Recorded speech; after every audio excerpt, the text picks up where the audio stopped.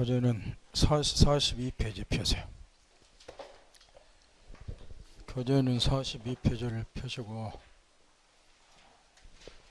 저번에 부탁드렸다시피 공부를 처음 하신 분은 당분간은 인내심을 갖고 참아야 되고, 공부를 특히 좀 하신 분들은 내 누누이 당부하는데 제발 집중해서 좀 강의 시간에 들으라는 거. 집중해서 무슨 얘기냐 그러면은, 여러분이 알고 있는 103조하고 여기 선생이 알고 있는 103조는 격이 다르고,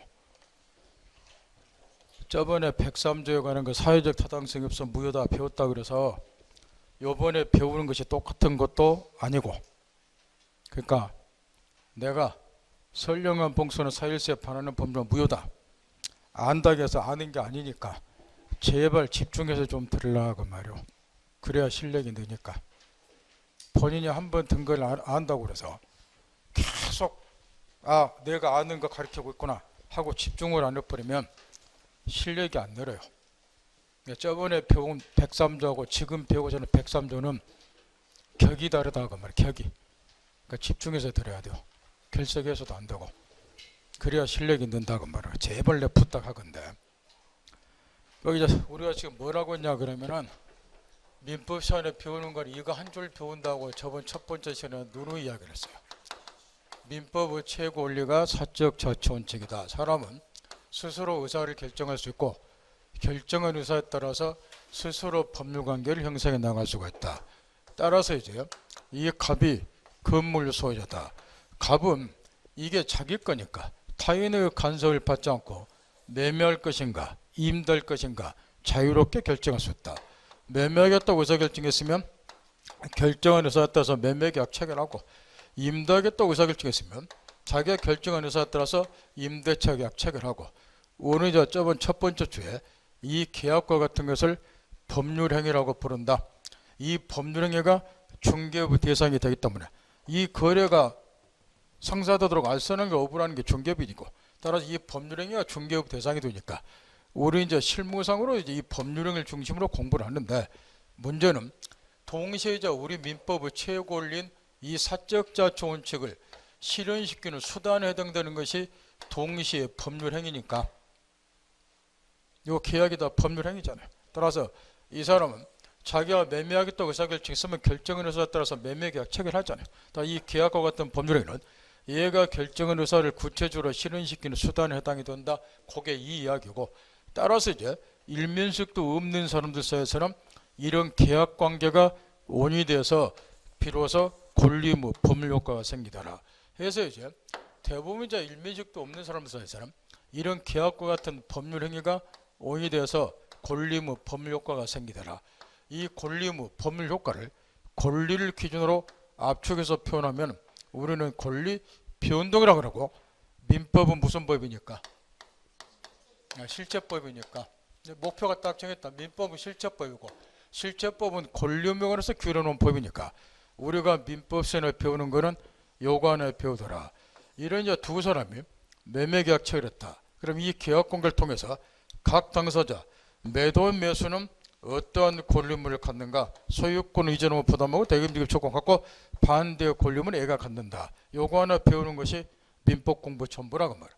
근데 그 법률 효과, 권리물이라고 하는 것은 대부분 이 계약과 같은 법률행위에서 발생이 되니까 요거 한 줄 배우는 것이 민법 공부 전부다. 공부하고 말 것도 없다고 말이야. 뭐 한 줄 딱 배우는 건데 공부할 게 뭐가 많냐면, 여러분 예우니까 머리통 깨지는 거지. 이게. 문제는 이제 이 법률 효과가 발생이 되려면은 다음과 같은 일련의 과정을 거쳐야 된다. 첫째, 이 권리무 성립 일단 계약이 성립이 돼야죠. 그래서 일단은 법률행위가 성립이 돼야 되는데, 성립되려면 최소한도로 기본적으로 당사자가 있어야 되고, 의사뜻이 있어야 되고, 목적이 있어야 된다. 이 세 가지 요소를 갖춰서 법률행위가 성립이 되고, 하나 물어봅시다. 이 갑이 정신병자다. 이 경우도 계약이 성립되는 거 확인하세요. 확실해요? 당사자 어떤 목적 위압이야. 그냥 공부 초등학생 하는 게 그런 거야. 여기서 당사자는 누구를 말하는가? 그런 게 중요하다 말이야. 여기 당사자는요, 정상적인 판단 능력이 있느냐 없느냐는 고려 대상이 아니고, 여러분 같은 자연인을 기준하면 살아있기만 하면 다 당사자니까 이거 별 의미가 없다고 그러죠. 죽어나는 계약책을 뭐하기 때문에. 의사표시 있으면 목적은 또 수반하고.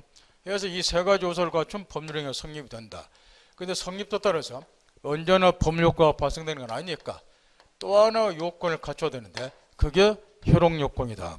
당사자는 권리능력, 의사능력, 행위능력을 갖춘 자일 것. 의사표시와 관련해서 의사표시는 일치하고 하지 않는 의사표현을 할 것. 목적은 확정되어야 되고 실현 가능해야 되고 적법해야 되고 사회적 타당성이 있을 것. 그래야지 실제 법률효과가 발생, 유효가 되고 이런 요건을 갖추지 못하면 거꾸로 효과가 발생이 안 되니까 그걸 우리는 무효락한다. 해서 이제 우리가 앞으로 민법에서는 뭘 배우고자 하는가 저번에 딱 전제를 하나 했어요. 이거 하나 배운단 말이야. 민법은 실제법이니까 이런 계약관계 발생될 때 이 계약을 통해서 각 당사자가 어떤 권리를 갖는가 요거 하나 배운다고 가르쳐 줬어요. 그러면 결국 이 말을 다른 말로 바꾸면 이런 계약관계 발생할 때 이 계약이 유효냐 무효냐 요 가치 판단하는 거 하나 배우는 것이 다른 말로 바꿔 말하면 민법 공부의 전부라고 말이에요. 유효가 되면 권리무가 발생이 되고 무효가 되면 권리무가 발생이 안 되고 이거 하나 배우는 거예요. 뭐 공부하고 말 거 없잖아요. 근데 문제는 유효냐 무효냐 가치 판단하려면 항상 뭐가 전제가 된다. 그렇죠. 법률의 성립이. 법률행위가 성립조차 되지 않은 경우 불성립인 경우는 유효 무효가 없는 거예요. 요 계약이 성립도 안 되는데 무슨 유효 무효 따지냐 그 이야기예요. 따라서 우리가 민법생을 배우는 거는 딱 이거 하나 배운단 말이에요. 법률행위의 성립을 전제로서 효력요건 갖추면 유효고 못 갖추면 무효니까 성립한 거를 전제로 해서 이 효력요건 갖췄냐 못 갖췄냐 요거 하나 배우는 것이 민법 공부 전문데 그것도 또 중대모 관련 있는 거 우리 시험에 들어가니까 당사자와 관련된 효력요건 세 가지는 시험범위에 직접 안 들어가고 그럼에도 불구하고 모르면은 민법 공부하는데 지장을 초래하니까 요거는 프린트물 나눠준 거 가지고 열심히 공부하라고 저번에 신신당부를 했고 요 밑에 두 개가 우리 시험범위에 들어가고 따라서 우리가 저번에 여기까지 배웠다는 거. 목적이 확정되어야지 효과가 생기니까 확정되지 않으면 효력요건 못 갖추면 무효다. 이때 핵심이 뭐인가요? 여기서 시험에 나오는 거. 꼭 이렇게 하라 그 말이야. 책에 잡아서. 목적 확정은 그러나 법률행위가 성립될 당시에 확정될 필요는 없다. 확정할 수는 표준만 책임지면 된다. 그거 딱 정리하고. 그 다음에 이행이 가능한 효과가 생기니까 이행이 불가능한 뭐이다? 무효다. 여기서 핵심은 뭐인가요? 원시적 불능이냐 후발적 불능에 따라서 법률 효과가 달라지니까 그거 딱 정리하고 그것만 하면 되잖아. 적법에서는 뭐가 핵심인가요? 적법하지 않으면 효력요건 못 갖추면 무효다 그 말이야. 근데 법률행위 목적이 모든 법규를 다 위반에 따라서 무효가 되는 게 아니고 그 중에서도 뭐하고 관련 있는 것만 선령과 풍속이나 사일사와 관계가 있는 것 이런 거를 우리는 뭐라고 부르고 강행규정이라고 부르고 요거 위반했을 때만 비로소 무효니까 여기 이제 적법하지 않으면 무효다 그 말은 강행법규 위반한 경우만 무효다. 요거 딱 정리하고 이게 무슨 말인지 딱 정리한다고 말이야. 여기까지 우리가 배웠다. 공부에 뭐가 있냐고 말이야. 안 그래요? 체계를 잡지 못하고 쓸데없는 거 머릿속에 많이 집어넣으니까 머리가 깨질러 가고 지근지근 쑤신다고 말이야. 공부할 거 없어요. 딱 체계 잡고 줄거리 딱딱 잡고 거기에 살 붙이고 쓸데없는 법률 용어 신경 쓰지 말고 공부 처음 하신 분들 민법은 법률 용어 공부하는 거 아니니까 제발 법률 용어 노래 붙지 마세요. 여러분 법률 용어 살 필요도 없어. 이럴 돈 있으면 고기 사서 드시라고 말이야.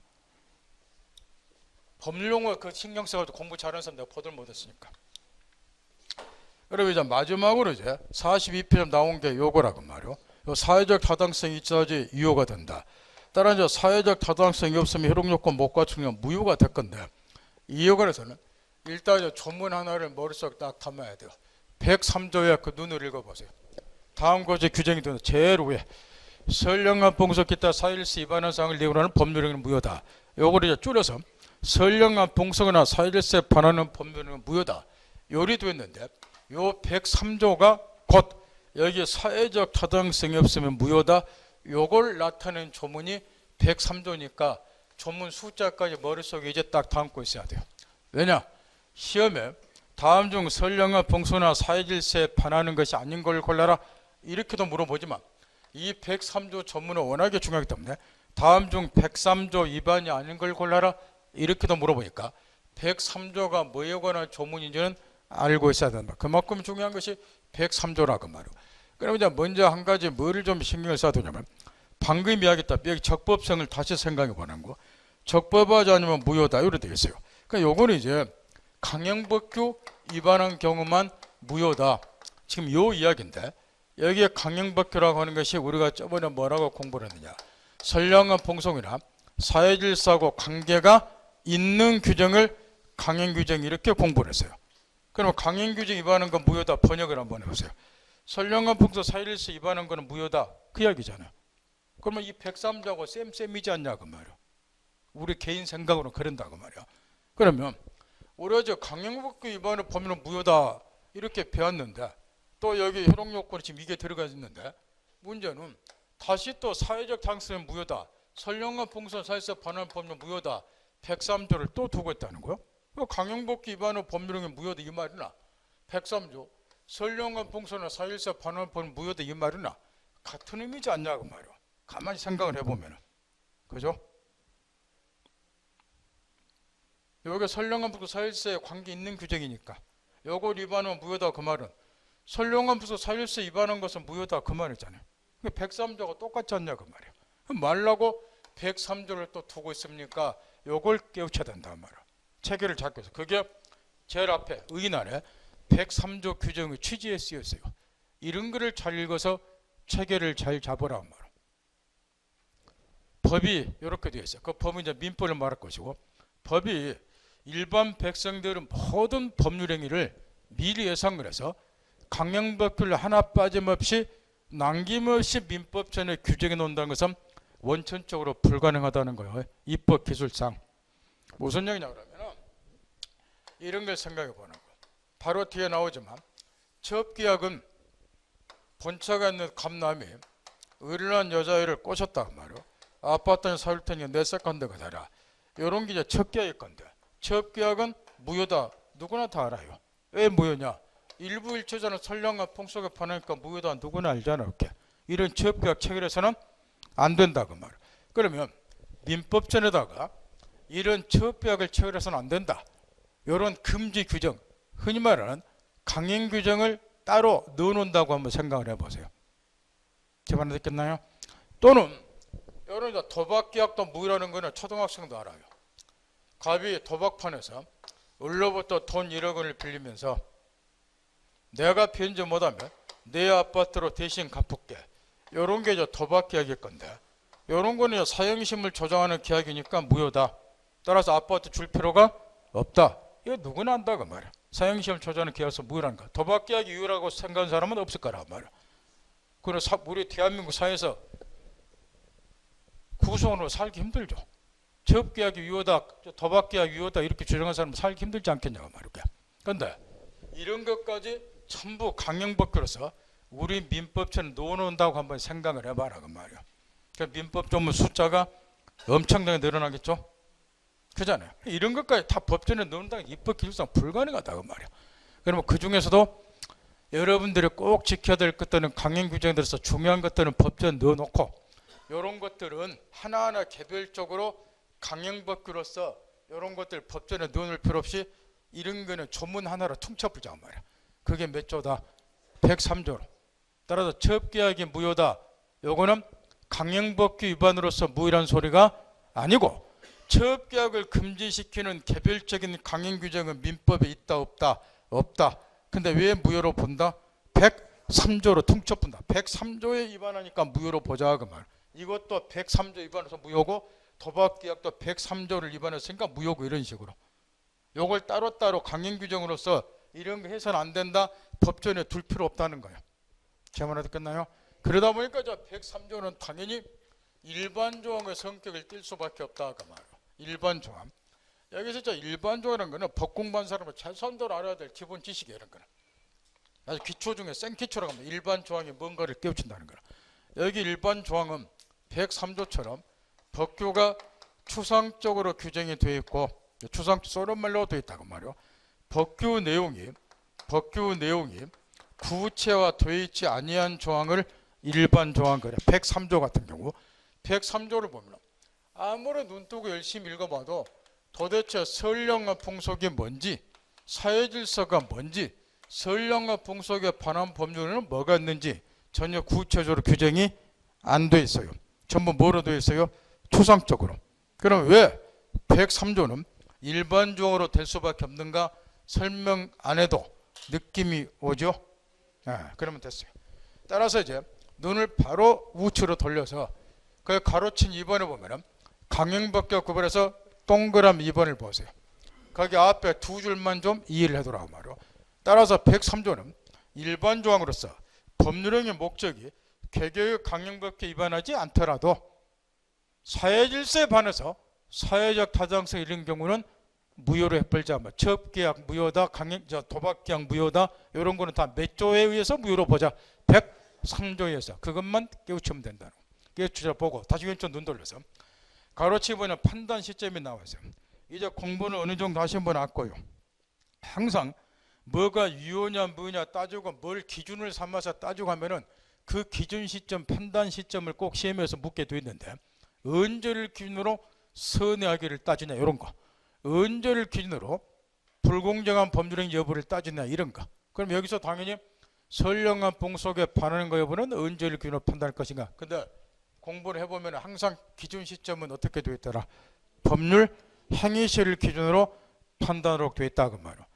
이에 관한 판례가 그 밑에 판례 사례에서 2번 판례 보세요. 그 2번 판례라고 말이고 법률 행위시를 기준으로 판단한다. 우리 판례도 그에 관한 판례가 2번. 쉬운 거니까 집에 가서 꼭 읽고.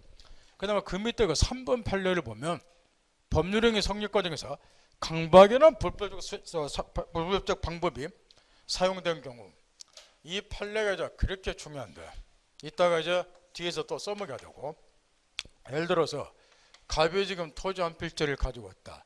이 을란애가 갑을 공갈 협박 강박을 했다. 해서 토지를 증여를 했다. 그러면 이제 강박이라는 불법적 수단이 사용이 됐어요. 그랬을 경우에 이 증여가 반사의 질성으로서 103조에 의해서 무효가 되는가? 요걸 지금 검토하라는 건데 우리 판례는 확고부동하게 강박이라는 불법적 수단이 사용됐다고 해서 증여가 무효가 되는 건 아니고, 그럼 무효가 안 되니까 그럼 이 증여기획의 유효고 따라서 공갈 협박을 당했음에도 불구하고 토지를 공짜로 얘한테 줘야 됩니까? 이런 문제가 생길 건데 반사일선에서 무효는 아니라고 보니까, 근데 그건 아니고 강박의 의사표시는 저번 주도 가르쳐줬다시피 바로 뒤에 또 나오지만 우리 민법에서는 110조 1항에서 뭐 하도록 되어 있느냐? 취소하도록 되어 있어요. 따라서 이제 강박을 이유로 취소하면은 넘어갔던 소유권 찾아오니까 능히 보호가 된다는 거예요. 해서 이제 우리 판례는 반사질서로 볼 필요는 없고 강박을 이유로 거기 앞구절에 지금 강박이나 불법 사용이 방법이 사용된다 불가한 때는 강박이나 의사표 하자나 의사흠결의 효력을 논할 수 있을지언정 이 말이 110조 1항에 의해서 강박을 이유로 뭐 하면 된다? 취소하면 된다 그 이야기죠. 근데 문제는 이 경우 이 판례를 보면은 물론 이제 나름 타당성은 있어요. 왜 타당성이 있냐 그러면은 한번 물어봅시다. 지금 우리 판례는 이 경우 이제 강박 이유로 취소하면 되지 굳이 반사를 쳐서 무효로 볼 필요는 없다고 봐요. 취소해도 보호는 되니까. 그럼 이 판례가 나름의 타당성은 물론 있다고 말이야. 나중에 보는 것처럼 잘못된 것도 있지만 잘못된 게 있다 뒤에서 배우기를 하고, 요거는 이제 판례가 왜 이걸 이렇게 구별하자고 이해할 것 같아요? 응? 요거는 강박으로 취소하면 되지 반사를 무효로 볼 필요는 없다. 판례 이렇게 봐요. 이론상으로는 이 말이 맞아요. 이론상으로. 왜 판례가 이렇게 보냐고 내가 묻는 거예요. 여기 도표를 보면서 한번 해보세요. 힌트를 주면 소속이 달라. 소속 여기 항상 우리는 아까 이렇게 전제를 했어요. 저번 주부터 법률행위 성립을 전제로 해서 효력요건 갖췄냐 못 갖췄냐 이걸 배우는 거라고. 그러면 이 경우에 이제 공갈 협박을 당했단 말이야. 그러면 강박으로 취소하면 되는 거지. 굳이 강박이라는 불법 수준에 사용됐다 그래서 반사일선으로서 무효로 볼 필요는 없다 이 판례인데 이론상으로는 이 판례가 지극히 타당하다 그 말이야. 현실적으로 볼 때는 이 판례가 아주 잘못됐지만 잘못된 거는 뒤에서 배우기로 하고 왜 이론상으로 이 판례가 지극히 맞냐고 내 이야기하냐고 말이야. 여기 효력요건을 찾아보세요. 여러분 뇌구조는 항상 여기다 내가 맞추라고 뇌구조 완전 바꿔놓으라고 저번 첫 주 이야기를 했어요. 뇌구조를 여기다 완전 이것만 머릿속에 담으라고 다른 건 다 지워버리고 소속이 달라. 강박은 어디 소속이에요? 여기 들어갔잖아. 하지 않는 의사표시 여기에 들어갔어. 하지 않는 의사표시가 아니어야 된다는 거야. 근데 목적의 사회적 타당성은 이 사회적 타당성은 어디 들어갔어요? 목적 여기 들어갔잖아. 그러니까 강박은 효력요건 중에서 의사표시와 관련된 거고 사회적 타당성은 뭐하고 관련된 거고 목적과 관련된 거와 전혀 다르다는 거예요. 이 말에서 끝나요? 그러니까 이거를 구별을 하라는 거예요. 판례 입장은. 강박은 의사표시와 관련된 효력요건 못 갖춘 거잖아요. 하자 있는 의사표시니까. 그래서 사회적 타당성은 목적과 관련된 효력요건이잖아요. 야매로 하지 말고 이 틀 속의 상을 찾으라니까요. 야매로 공부하면 신뢰가 안 되니까. 구별하셨겠나요? 따라 의사표시 하자하고 뭐하고는 구별하라. 목적의 사회적 타당성은 효력요건이 틀리다 그 말이야. 그래서 구별을 하라는 소린데 뒤에서 보는 것처럼 이 판례가 잘못된 것도 있다. 그거는 뒤에서 살펴보고 하고 그 다음에 마지막에 또 한 가지예요. 지금에 따라서 이 103조를 두게 된 취지로 밀어볼 때 이게 이제 일반적으로 되어 있다는 거예요. 도대체 103조를 아무리 들여다봐도 여기서 말하는 선량한 봉석이 뭔지 선량한 봉석 반하는 범위가 뭔지 도대체 구체적으로 규정이 안 됐다는 거예요.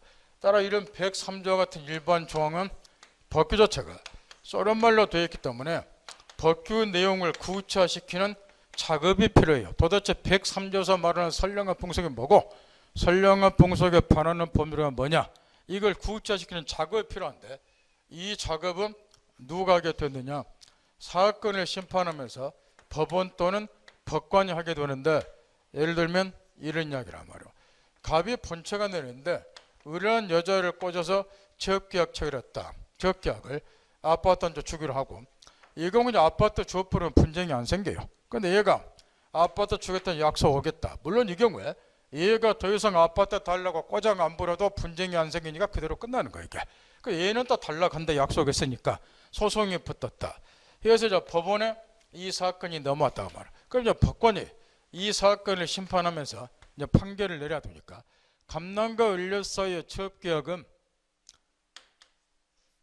일부 일처제라고 하는 선량한 풍속에 반하는 계약으로서 우리 민법 103조에 의해서 무효다.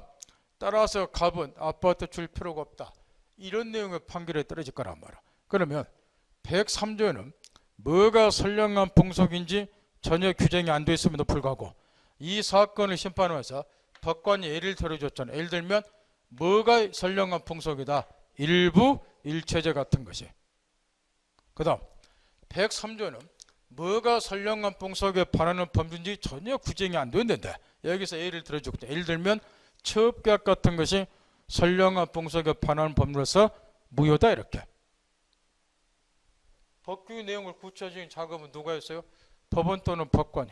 따라서 결국 여기 사회적 타당성은 거기 2번을 보세요. 103조 2번은 모습에 나오는 것처럼 법원의 판례가 중요할 수밖에 없고 이에 관련된 판례 40-50개는 쫓겨고 시험장 가야 된다는 거예요. 40-50개는. 그런데 문제는 뭐냐 그러면 이와 관련된 판례들이 억수로 많을 건데 우리 법원에서 어떠한 계약을 선량한 풍속에 반하는 계약으로 받는가 또는 거꾸로 어떠한 계약을 그 판도로 받는가 이런 사건들이 억수로 많을 건데 그거를 이제 무대뽀로 시험 보는 사람들이 기억하면 힘드니까 똑똑한 학자들이 몇 가지 유형으로 나눠놨다고 말. 예를 들면 이런 식으로 거기 가로 7번에 정의관이 반응 행위 같은 것이 뭐에 해당이 된다? 반사질서로서 무효다. 이런 식으로.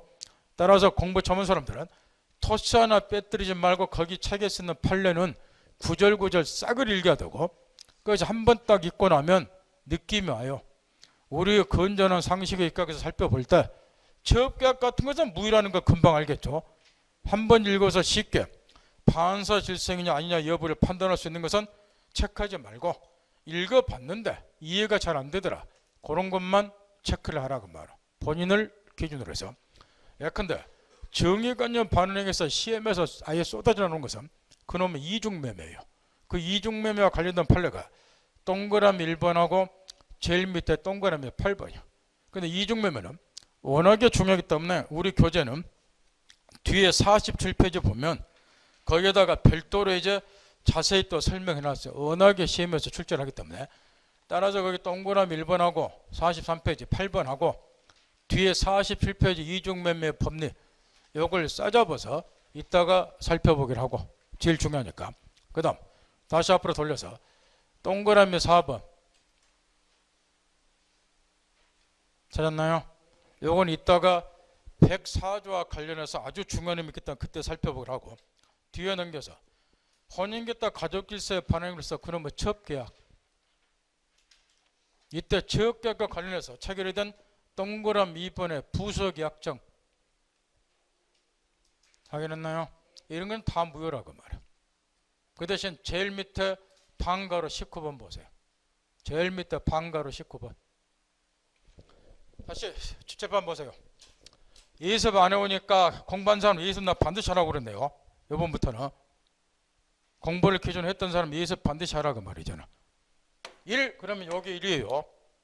제가 말할 때 가로 1 그럼 여기 가로 1 동그라미 1 그러면 여기 동그라미 1 방가로 1 그럼 여기 방가로 1이니까 빨리빨리 찾기라도 하자. 예습 안 했으면 방가로 제일 밑에 19 이런 거는 이제 공부 처음 한 사람은 판단하기 힘드니까 읽어서 반드시 체크를 꼭 해야 되고 취업계약 자체는 무효지만 요 감난 권료가 취업계약을 체결했다. 취업계약 자체는 뭐예요? 뭐 아파트를 막 10채 준다 해도 줄 필요도 없고 무효니까. 그 대신 이제 취업관계를 단절하기 위해서 우리 관계 끊자. 대신 너와 사이에 난 애기들 양육비는 내가 매달 얼마씩 보내주겠다. 네 생활비 매달 100만 원씩 보내주겠다. 이런 거는 무효가 아니라 반대로 유효니까 약속 지켜야 돼요. 그래서 방가로 19번 공부 천만 사람 점검당하고 다시 위로 올라가서 동그라미 3번에 신문에 이제 자주 보도되는 사건인데 그 동그라미 3번 선불금 지급 약정이죠. 그 신문에 자주 나오는 사건이자 동그라미 3번 반사일성 무효겠죠. 그 다음 개인의 자유를 매우 심하게 제한하는 행위 동그라미 1번 같은 거 점검 따박따박 하시고 결코 어떤 일이 있더라도 절대 이혼하지 않겠다고 각서를 썼다. 약정을 맺었다. 이런 것도 무효예요. 이혼하지 않는 거는 좋은 거니까 이런 거는 유효다. 그러면은 그는 정말로 공부하는데 힘들고 이혼의 자유를 과도하게 제한하니까. 그 다음 동그라미 3번 따박따박 점검 잘 하시고 언론에 자주 보도가 되다시피 사채업자들이 한 300만 원 빌려주면서 연이자를 150% 받기로 약정을 맺는다. 이런 것들. 그러면 사채업자는 경제적으로 우월한 지위를 악용을 해서 자기는 부당하게 이득을 취하고 상대방에는 과중한 부담을 지운다. 이런 거는 다 반사일서로서 무효다. 그 연이자 150% 줄 필요 없다. 그 다음 그 밑에 동기의 불법 지금부터 정신 바짝 차린 거예요. 여기 불법은 앞으로 저 불법이라는 단어가 계속 나올 거니까 이 선량한 풍속이나 반사질서에 반하는 것을 줄여서 불법 그래요. 그러면 동기의 불법이다. 이 말은 법률을 하게 된 동기가 선량한 풍속이나 사회질서에 반하는 경우를 동기의 불법 요리 이야기할 것이고 듣고 있죠? 따라서 이제 이 을이 갑하고 건물 한 채를 빌리고 나는 임대차 계약을 체결한다. 임대하게 된 동기가 뭐냐? 매춘 장소로 사용하기 위해서 도박 장소로 사용하기 위해서 임대차 계약 체결한다. 그러면 임대차 하게 된 동기는 싸가지가 없다. 이런 게 동기 불법이에요. 그러면 이제 지금 저 공부한 사람 알겠죠? 뭐 묻고자 하는 거지. 이렇게 동기가 싸가지가 없을 때 요 임대차 계약 자체가 반사질서로 무효입니까? 요걸 묻고 있는데 눈이 가르쳐 줬어요. 여기 내심에 들어있는 동기는 도덕이나 종교 규율 대상이지 법의 규율 대상 아니라고. 민법 공부하다 계속 그런 소리 나와요. 그러니까 원리는 항상 똑같아. 이 동기가 표시되지 아니한 것은 법적인 의미가 없다고 말이야. 여기까지 법이 규율하는 거 아니잖아. 이렇게. 따라서 동기가 뭐가 됐을 때 안에서 표시가 돼야지 이 동기가 계약의 내용을 이루게 되고, 그러면 임대차 계약 자체가 반사질서도 비로소 무효가 되니까 제일 밑에 동그라미 2번 판례. 동기가 뭐가 되거나 표시가 되거나 알려진 경우 안에서 당해 법률 행위는 반사질서 무효다. 시험은 이런 게 나오는 게 아니고 눈을 그대로 우측으로 돌려서 3번에 보면 103조 해당하지 않는 것 중에서 동그라미 2번, 3번 판례가 요즘 시험에 가장 많이 출제가 되는데, 출제에 대한 이유를 깨우쳐라고 말이야. 그 동그라미 2번, 3번 판례가 시험에 제일 많이 나온다 요즘에. 그게 동기의 불법과 관련된 우리의 실생활에서 가장 많이 행해지는 두 가지 유형이기 때문에 2번, 3번이 집중적으로 시험에 나온다는 것. 거기 2번의 경우는 강제집행을 면할 목적으로 부동산의 허위의 근저당 설정된 길을 격려한다. 우리 주에서 누가 안 시켜도 우리나라 사람들 잔머리를 하도 많이 굴리기 때문에 이런 짓거리를 하도 많이 하는데, 지금 이 갑이 토지 소유자다. 채권자 A가 있다.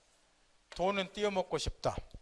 근데 A가 내 토지 강제집행 들어온다. 경매 처분할 것 같다. 그러니까 또 뭐 한다. 친구라고 뭐해서 통모해서 1억은 빌린 것처럼 하고, 이제 가장매매 하는 게 아니라 1억은 빌린 것처럼 하고 내 토지 위에 친구 앞으로 뭐 설정해 준다. 그러지 저당권 설정해 주는 거. 이렇게 누가 안 시켜도 하잖아. 이렇게. 왜 이게 재산 빼드는 수단이 돼요? 나중에 이 토지 이제 경매 들어가면 여기 A는 일반 채권자고 친구는 뭐니까 근저당권자. 그럼 저당권자는 뭐가 인정이 되고 우선 변제권 인정이 되니까 매각되면서 친구가 다 같이 갚을잖아. 나중에 돌려받으면 되잖아. 그래서 근데 거기 이제 뭐라고 되어 있어요? 강제집행을 면할 목적으로 이렇게 허위의 근저당을 설정했다. 그러면 근저당을 설정에 대한 동기는 싸가지 없잖아. 강제집행을 면탈을 목적으로 했으니까. 그럼에도 불구하고 이게 이제 동기 불법인데 우리 판례는 근저당 설정 계약 자체는 하도 물어봐요. 반사일수는 무효가 아니라고 본다 그 말이야. 이게 이제 첫 번째 유형이고, 그 다음에 동그라미 3번에 세금을 탄료하기 목적으로 특약을 맺는 경우, 양도소득세 일부를 회피할 목적으로, 요즘에는 이제 실거래가로 신고하도록 했으니까 매매계약서도 실거래가를 기재로 됐는데 양도세를 탄료할 목적으로 다운계약서를 쓴다 말이야. 실제 거래 금액보다 낮은 금액으로 매매대금을 기재를 하더라. 양도세 탄료 목적으로. 그럼 매매하게 된 동기는 싸가지가 없는데 세금을 탄료하기 목적이니까. 그럼에도 불구하고 우리 판례는 이 사안의 경우도 반사일수로서 무효가 아니라고 본다 그 말이야. 따라서 우리 실무상으로 동기 불법권에서 가장 많이 행해지는 두 가지 유형이 우리 백성들 속성상 강제집행을 면탈할 목적으로 특약 맺는 경우 동그라미 2번 케이스하고, 그 다음에 세금을 탄료하기 위한 목적으로 특약을 맺는 경우 동그라미 3번 케이스하고 이 두 가지 케이스가 있어요. 근데 일반적으로 우리 판례는 그럼에도 불구하고 반사일수로 보지를 않는데 문제는 있단 말이야. 그따위서 동그라미 2번의 사건이 유효라고 또 착각하면 안 된다는 거야. 동그라미 2번의 경우는 반사질서로서 무효는 안 되지만 민법 108조에 의해서 허위 표시에 의해서 무효는 된다는 거야. 그러니까 이걸 또 유효라고 착각하면 안 된다는 거예요. 제 말 듣겠나요? 그 다음에 동그라미 3번도 마찬가지. 물론 이게 이제 매매계약 자체는 반사일서도 무효는 아니겠지만 세금을 탄료하는 조세범 처벌법으로 형사처벌도 받았고 세금 추징 나오고 그는 별개의 문제니까 그런 것까지 다 허용된다는 소리는 당연히 아닐 것이고, 그 다음 그 후로 그래서 판례 사례 2015년도 판례가 하나 나왔는데 이거는 이제 나오자마자 우리 중개사 시험에 이제 출제가 될 만큼 과거에 사회적으로 많은 이슈가 되었던 판례인데 잠깐 집중하세요. 지금 이제 언론에 자주 보도되다시피 변호사들이 민형사 사건을 불문하고 과거에 이제 성공보수 약정을 맺는 경우가 많이 있었다고. 민사사건 같으면 내가 열심히 변호해서 당신 이길 테니까 이기면은 소송가액은 몇 프로를 달라. 소송가액이 1억이면은 30% 달라. 3천원. 이런 것들. 또는 형사사건 같으면은 내가 열심히 변론해서 당신 기소유예 처분 받게 해줄게. 또는 뭐 집행유예 받게 해줄게. 또는 보석으로 풀려다 해줄게. 해서 또 성공보수 약정을 받고 이게 이제 사회적 지탄을 엄청 받았다고 말이야. 그래서 이제 과거에 이제 성공보수 약정과 관련해서 우리 대법원 판례는 이제 어떤 입장이냐 그러면 과거에는 이 성공보수 약정은 무효가 아니라 유효니까 의뢰인들이 변호사에게 약정한 금액은 뭐 3천 주기로 3천 주라는 거예요. 이게 다만 이게 너무 부당하게 과다를 한 경우는 과다한 경우는 감액을 시킬 수는 있다. 이게 옛날 판례 입장이었어요. 그럼에도 불구하고 요즘은 우리 백성들이 중개법 공부도 하고 법률 지식이 엄청 올라갔어요. 요즘은 또 헌법 공부도 많이 했고 이런저런 사회적 여건 때문에 그래서 이제 백성들이 이제 법률도 올라가고 하다 보니까 여기 이제 성공보수 약정에 대해서 비판을 하는 여론이 엄청나게 많았다 그 말이에요. 그럼에도 불구하고 대법원에서 버텼어요. 지네들 또 나오면 변호사를 해야 되니까. 그죠? 우병이라는 아가 이번에 구속 당할란 건데 모르겠어요. 그러니까 얘가 1년 동안에 신고한 금액만 수임료로 150억 벌었다고 신고가 됐어. 신고 안 한 것도 많기 때문에 탈세로 지금 수사를 받을 건데 앞으로 150억 이렇게. 얘 하나만 해도 1년에 150억 벌었다고 말이야. 이런 성공보수 약정 때문에. 얘는 형사사건 맡으면 보통 10억이야. 풀어주기 위한 조건으로. 그래서 이제 과거에 유전무죄, 무전유죄 이런 이야기도 많이 나왔던 거고. 그래서 하도 비판하다 보니까 대부분의 판례를 어쩔 수 없이 사회적 이론 때문에 변경시킬 수밖에 없었는데 이것저 판례가 다 둘로 나누어서 형사사건에 있어서 성공보수 약정은 판사에 있어서 무효로 보자. 그 이유가 거기 설명이 되는 거야. 거기 밑에 보면 형사사건에서 성공보수 약정은 수사 재판의 결과를 금전적인 대가에 결부시킴으로써 그냥 유전무죄, 무전유죄 그런 결과를 양산시킨다 그 이야기죠. 금전이 대가 결부시킴으로써 기본적 인권의 용어와 사회정의 실현을 사명을 하는 변호사 직무 공정성을 자기가 구만했고 따라서 판사에 있어서 평가할 수 있다. 무효다 그 이야기인데 그 다음 패러그래프를 주의하라고 말이요. 다만 종래에 이루어진 보수약정의 경우에는 보수약정이 성공보수라는 명목으로 눈으로 읽고 있나요? 읽을 때는 같이 읽어요. 눈으로. 명목으로 되었다는 이유만으로는 103조서 무효라고 단정이 어렵다. 이 구절을 이해할 때 조심하라고 말이야. 이게 무슨 말인가요? 방금 읽으면 두 줄은 과거에도 성공보수 약정을 많이 맺었다는 거야. 그런데 과거에 맺어진 성공보수 약정의 내용을 보면 정당한 대가로 받아야 될 비용까지도 여기 성공보수 약정에 포함시켜 놓는 경우가 많이 있었다는 거예요. 과거 성공보수 약정은. 따라서 성공보수 약정을 과거에 맺었다는 것만으로는 다 판사일서 무효로 볼 수는 없다는 거예요. 왜냐? 여기 내용 속에는 무엇도 포함됐으니까 정당한 대가로 받아야 될 것까지 여기 포함이 되어 있기 때문에 그 말 알아듣겠나요? 그게 지금 그 두 줄로 들어있는 거라고 말이에요. 그러니까 그걸 보면서 103조서 무효라고 단정이 어렵다고 되어 있는데 이렇게 오해하면 안 된단 말이에요. 과거 성공보수 약정에 대해서 대부분에서 평가한 것이 그 두 줄이라고 말이에요. 그러나 앞으로 성공보수 약정은 이제 정확히 구별해서 하라는 거죠. 정당한 대가 받을 것은 받는 거이고 그 이외에 이제 너를 무슨 집행유예로 풀어준다 하는 것은 싸그리다 뭐가 되니까 판사에서 무효가 되니까 그런 돈은 줄 필요가 없다는 거죠. 근데 미안한 이야기지만 이게 이 판례 있으나 마나요. 왜냐? 일반인들은 성공보수 약정 체결 못해. 돈도 없으니까. 주로 누가 체결해요? 있는 아들이. 그러면 그런 애들을 성공보수 약정 맺었다고 이실지고 할 것 같아요? 안 한다 그 말이야. 왜? 10억 주고 풀려나왔는데 누가 떨겠냐 그 말이야. 있으나 마나요 사실은. 여러분도 이제 이용할 수는 있어.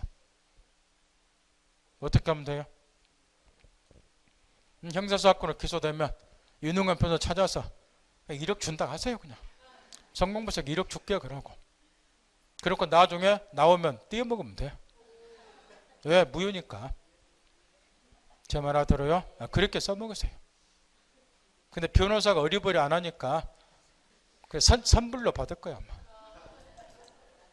근데 선불로 안 받으면 띄어먹어도 되고, 근데 변호사 그렇게 어리버리한 놈도 없겠죠. 선불로 받겠지. 선불로 딱 주어보면 나중에 돌려받을 수 있냐가 문제인데, 그게 문제잖아. 변호사가 바보들 아닌데 1억 받겠다 하고 열심히 할 일은 없고, 그 선불로 받을 거 아니에요. 1억 달라고. 여러분처럼 나 같은 놈은 띄어먹어보니까 준다고 해놓고 안 줘도 되잖아.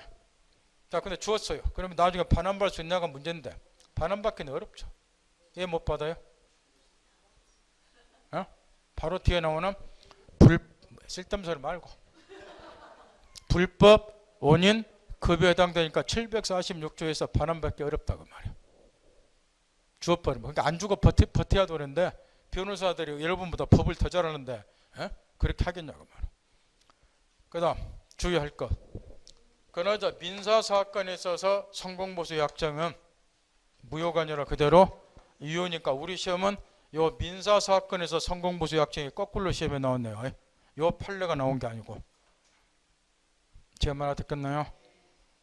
이건 형사사건에 관한 그 성공보수 약정 판례고, 우리 시험은 거꾸로 민사사건에서 성공보수 약정이 나왔는데, 요 판례는 형사사건에서 성공보수 약정이 무효란 소리고, 반대로 민사사건에서 성공보수 약정은 거꾸로 무효가 아니라 유효로 본다 그 말이에요. 요거는 이제 무전유죄, 유전무죄와는 관련이 없잖아요. 민사사건은. 그것만 주의하고. 그 다음에 또 그 45페이지 밑에 동그라미 6번의 판례 점검 잘하시고. 이 6번 사건은 요즘에 또 갑자기 노태우 대통령이 또 언론에 자주 나오는데, 지금 박근혜 전직 대통령에 대해서 내일 모레 소환이 되기 때문에 과거의 전직 대통령이 소환될 때 어떻게 하는가, 그것 때문에 노태우 대통령이 자꾸 나오는데, 그 동그라미 6번 판례가 노태우 대통령과 관련있는 판례예요. 노태우 대통령의 비자금 사건이야. 기업들로부터 삥땅 뜯어야, 그래서 기소당해서 처벌받았잖아. 17년 받았잖아. 과거 노무현 말고 노태우 대통령이. 그 사건이라고 하면 6번이야. 그 삥땅 받은 돈을 150억을 사둔 기업에다가 은닉을 해놓은 사건이라고 말이야. 비자금을. 그러니까 나중에 그 소송이 붙었잖아. 그쪽에서 못 돌려주겠다 그래서. 근데 이게 이제 문제가 되는 것이 뭐 때문에 문제가 되냐 그러면은, 노태우 대통령은 이걸 이제 비자금을 돌려받아서 국가의 추징금으로 납부하겠다고 이제 이야기를 했던 거예요. 근데 그쪽 못 돌리겠다 그러고. 근데 이거를 빨리 돌려받아 이제 국가에 납부를 할 거 아니야, 추징금을. 노태우 대통령이 거의 다 납부를 했잖아. 전 아무개 씨하고는 달리. 해서 이제 이게 불법원인 급여 때문에 논란이 된 사건인데, 만약에 이 비자금을 은닉시키기 위해서 친인척한테 맡겨놨다 그 말이요. 이게 만약에 판사일선에서 무효가 돼버리면 큰일 나버려. 이건 못 돌려받는 거야. 왜 그러냐? 불법 원인 급여가 되기 때문에. 제 말 알아들어요? 그래서 그걸 이제 회피를 해야 되고, 그래 돌려받아서 국가에 납부를 해야 되니까 판사일성이 아니다. 따라서 핵심 요지는 이 비자금을 소극적으로 은닉한 것은 불법 원인 급여에 해당하지 않는다. 그것 때문에 6번 판례가 아주 중요하다. 노태우 대통령 그 비자금 사건 관련해서 그거 점검 딱 하고, 그 다음에 뒤에 넘겨서 거기 4.1스 위반의 효과에서 절대 무효다 읽으면 되고, 문제는 그 불법 원인급여 746조 위에 박스에 두 줄 눈으로 읽어서 이고 앞으로 계속 써먹어야 되니까, 불법 원인으로 해서 재산을 급여하거나 노무를 제공할 때는 이익의 반환을 청구하지 못한다. 그게 원칙이에요. 그러나 불법 원인이 누구에 있는 경우는 수익자면 때는 그러하지 않는다. 그러하지 않는다 그 말은 반환 청구할 수 있다 그 이야기인데, 이걸 이해를 해야지 이중 매매가 이해가 되기 때문에 지금부터 정신 바짝 차리는 거예요. 자유자재로 갖고 놀라는 거예요. 지금 이런 경우 이 감남이 을려하고 아파트 한 채 주기로 하고 예를 들어서 접계약을 체결했다. 접계약은 반사일수는 무효다. 그럼 항상 둘로 나누어서 얘가 이행하기 전에는 이행할 필요가 없다. 줄 필요 없다 그 말이야. 이런 거는 시험에 낼 일 없다고 그러죠. 항상 우리 법에서 따지는 것은 줄 필요가 없는 거를 주었다. 이행한 후 아파트를 A한테 주었다 뭐 등기 넘겨주고, 그리고 줄 필요가 없는 걸 주었으니까 다시 뭐 할 수 있는가? 반환 청구할 수 있는가? 요걸 항상 시험에서 묻게 돼 있고, 일반적으로는 어떤 계약 관계가 무효 취소가 되면 당연히 반환 청구할 수 있지요. 이 아파트에 대해서 두 사람의 매매 계약 체결했다. 이 매매 계약이 어떤 사정에서 무효가 됐다. 이행하기 전엔 이행할 필요가 없고 이행을 했다, 주었다. 그러면 무효인 경우는 다시 뭐 할 수 있고 흔히 말하는 부당이득 반환 청구, 반환 청구할 수 있다. 이게 기본 원칙이에요. 그런데 여기 지금 첫 계약은 반사질서로서 무효가 되어 있다고 말이야. 근데 아파트는 등기는 우측에게 넘겨줬고 소유권 넘겨줬고 그러면 원래대로 하면은 원인행위 계약 자체가 무효이기 때문에 얘는 아파트 반환해달라고 우측 사례처럼 반환 청구할 수 있어야 되는데 이 경우는 반환 청구를 해버리면 다음과 같은 문제가 하나 생긴다는 거. 이 갑은 저계약이라는 선량한 봉석의 반환행위를 한 자예요. 얘가 반환 청구를 하고 그걸 우리 법이 허용을 해버리면 반사질서 행위를 한 자에게 법이 졸어가는 결과가 돼버려. 그럼 보세요. 얘가 돌려판다 해보세요. 제 잘 쓰는 분은 3살 벌을 반드시 8등까지 가는다. 이걸 우리는 요즘에 목도를 하고 있는데 어렸을 때 버리장머리 없는 게 평생 버리장머리 없어요. 그래서 어렸을 때 가정교육 잘 받아야 돼요. 이거 절대 안 바뀌는 거예요. 이게. 따라서 이제 얘가 돌려판다 쳐보세요. 그럼 얘는 나쁜 새끼니까 반사일성을 한 자니까 계획과 천선을 해야 돼요. 두 번 다 적격 해결서는 안 된다고 말이야. 근데 한 번 깨진 쪽박은 영원히 깨지는 거야. 돌려봤다. 재밌네. 그러고 또 뭐 해버려. 이 아파트도 다른 어린 여자에 또 꼬셔가지고 아파트 줄게 체결하자. 또 적격 체결하고 몇 달 데리고 놀다가 또 돌려받고 못된 버리장면 절대 못 고친단 말이야. 법이 그렇게 허락으로 한 것도 아닐 거고. 따라서 요거 밟아불자가 말이야. 밟는 방법은 뭐예요? 반환 못 받도록 해야 된다는. 그래 두게 된 것이 746조란 말이야. 여기 또 불법이란 말이 나왔단 말이야. 불법원이 급여. 그대로 뜻풀하면 불법은 선량한 봉소나 사일세의 반환권을 말하니까 선량한 봉소나 사일세의 반환 행위를 원인으로 해서 재산을 급여한 경우 칠판에 살았죠. 저업계 같은 선량한 봉속의 반환 행위를 원인으로 해서 재산을 급여한 경우는 746조 반환 청구하지 못한다 그 말이야. 그러면 이제 여기 이 사례의 경우는 746조에서 불법원이 급여당되니까 갑은 일단 반환 청구 못한다. 우리 민법이 이렇게 되어 있어요. 그런데 여기서 이제 또 한 가지를 주의해야 될 게 뭐냐 그러면은 이 대목이라고 말이에요. 그러면 여기 칠판의 사례의 경우는 저계약은 반사일서는 무효다. 근데 등기는 아파트 등기는 우측 의뢰기 이전을 해줬다. 그러면 첫째 746조에서 불법원이 급여니까 일단 왼쪽 갑은 반환 청구 못한다. 여기까지 결론이 났어요. 그런 다음에 뭐를 깨우쳐야 되느냐. 그러면 이 칠판의 사안에서 이 아파트에 대한 소유권은 누구에게 있는데 요걸 이제 검토를 해봐야 되는데 소유권이 누구에게 있는가. 이런 소리를 저번 첫 번째부터 지겹도록 내가 가르쳐 줬어요. 아파트에 대해서 두 사람이 매매계약 체결했다. 등기가 1000만 번 우측 의뢰에게 넘어가더라도 계약 자체가 뭐이면 무효이면 이 등기는 5년 무효니까 소유권은 갑에게 있다. 따라서 갑은 그 다음에 등기 마수에다 마수등기 청구하고 우리 민법이 무슨 법이에요? 실체법. 따라서 민법시에는 항상 따지는 건 뭐인가요? 등기 쳐다보지 말고 실체관계 부합관계 여부를 검토하라고 했죠. 뭐가 항상 우선한다는 거. 실체법 민법이. 지겹도록 실체관계 부합관계 여부 따져라. 판례 나오잖아. 등기법 시험도 이 소리가 계속 나오고. 요 등기는 시다버라고 말이야. 실체관계가 항상 우선한가. 정말로 얘가 소유자인가 얘가 소유자인가 이게. 근데 계약이 무효니까 얘가 소유자잖아. 이게 실체관계. 이 말 알았겠나요? 그러니까 얘가 소유자니까 요 등기는 5년 무효. 따라서 그 다음에는 내가 소유자인데 네가 왜 등기 가지고 와서 말소시켜버리니까 등기 쳐다보지 마라. 여러분 공부할 때면 겁나 웃겨. 항상 실체관계 부합하는가 여부를 따진다고 외우고 다녀 막 이렇게. 근데 그거를 써먹지는 못해.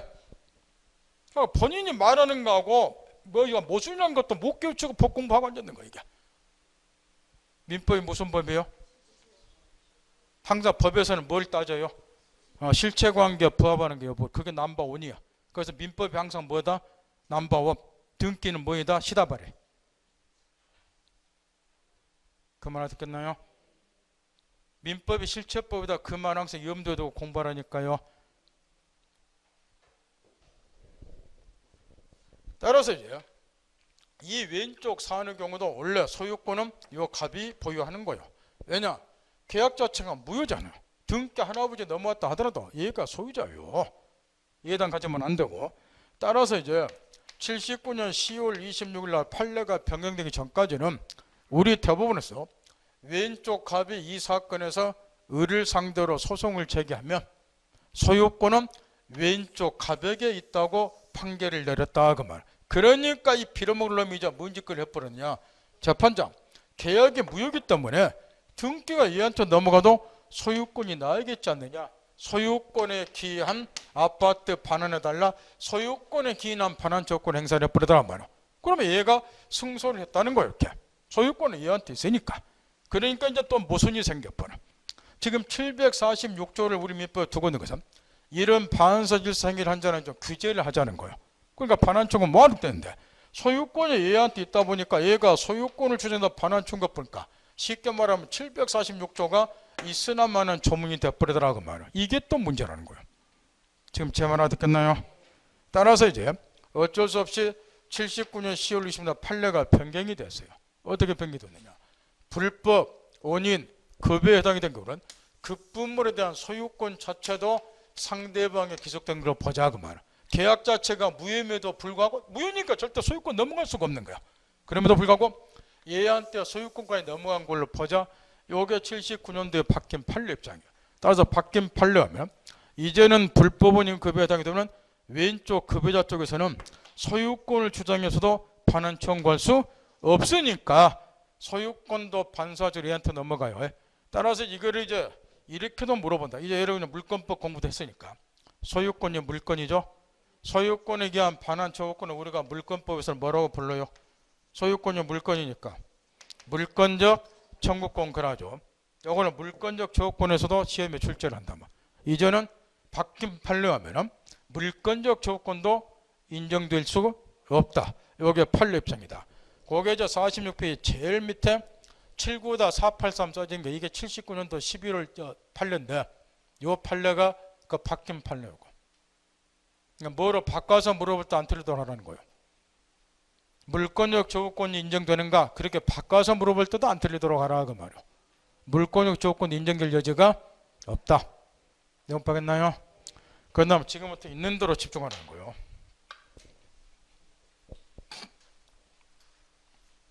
우리 사회에서 자주 이제 논란이 되는 것들 언론에 자주 본 아까 선불금 사건이 아까 판례 나왔었죠. 앞에 요 갑이 사창가 포주예요. 요 우리 이제 그 여자였고 그러면 이 사창가 이제 포주들 이 사람들은 과거에 이제 얘를 잡아놓게 해서 선불금을 3천만 원씩 줬다 그 말이야. 선불금 이렇게. 그럼 아까 판례 나왔다시피 이 선불금 약정 일단 반사에서 무효겠죠. 윤락행위 등을 목적으로 한 거기 때문에. 그런데 선불금을 딱 이제 지불을 딱 했어요. 오늘 무효니까 줄 필요가 없을 건데 주었다고 말이야. 그래서 이제 과거에 요즘에는 이제 이게 성매매 특별법 등이 제정해서 성매매를 법률에서 엄격히 금지를 시키지만 지금부터 10년 전만 해도 이게 엄청나게 사회적 논란이 됐어요. 이때 이제 선불금 약정 관해서 뭐가 이제 계속 논란이 됐냐면 얘네들이 선불금을 한 3천 받다 보니까 이 돈에 지금 족쇄가 채가지고 여기서 해방이 못 된다고 말이야. 그게 막 언론에 보도가 됐어요. 그때 어떤 똑똑한 기자가 이 경우는 요 여자애가 포주한테 3천만 원 더 줄 필요가 없다. 그러니까 요 족쇄에서 누님 나올 수 있다. 이렇게 기사를 썼어요. 요 말이 맞는데 왜 이제 맞는지 알겠죠? 뭐 때문에요? 여기 불법 원인 급여니까 요 포주는 3천만 원 반환한다고 청구 못하는 거예요. 그거 안 줘도 된다 그 말이야. 그다음 이번에 이제 거꾸로 이 가변한 사람이 74살 먹은 노인 양반인데 돈이 엄청나게 많아요. 그래서 쌀쌀 골프를 치고 다니고 참 대한민국 백성들이 부러워하는 노인인데 여기죠. 요즘에는 언론에 자주 보는 게 제비는 가고 꽃뱀 시대가 도래했는데 요즘에는 그래서 꽃뱀한테 걸렸어요. 꽃뱀이 지금 41살 먹은 애인데 얘가 이제 골프장 가서 선글라스 끼고 와서 살살 꼬시니까 노인이 넘어갔다고 말이야. 넘어가가지고 이제 서울 공교 돌아다니면서 밥도 먹고 하다가 이 여자애가 이제 어디 좋은 집 갔다고 갔는데 거기서 우연히 친구들을 만난 것처럼 했는데 그 친구들이 여기서 고스톱을 치고 있었어요. 그래서 노인도 이제 얘가 이제 그 친구들이 이제 맞는 것처럼 하고, 그런데 고스톱을 이제 같이 치게 됐다고 말이야. 그러니까 노인이 처음에는 땄어요. 이 여자의 친구들하고 고스톱을 쳤다고 말이야. 그 얘들이 사기꾼 일당이었는데, 처음에는 많이 이래주니까 노인이 또 흐뭇해가지고 하다가 그 다음 주에 또 만났는데 그때부터는 돈 다 잃었어. 그러니까 돈을 또 빌려주고 4억 정도를 뜯겼어요.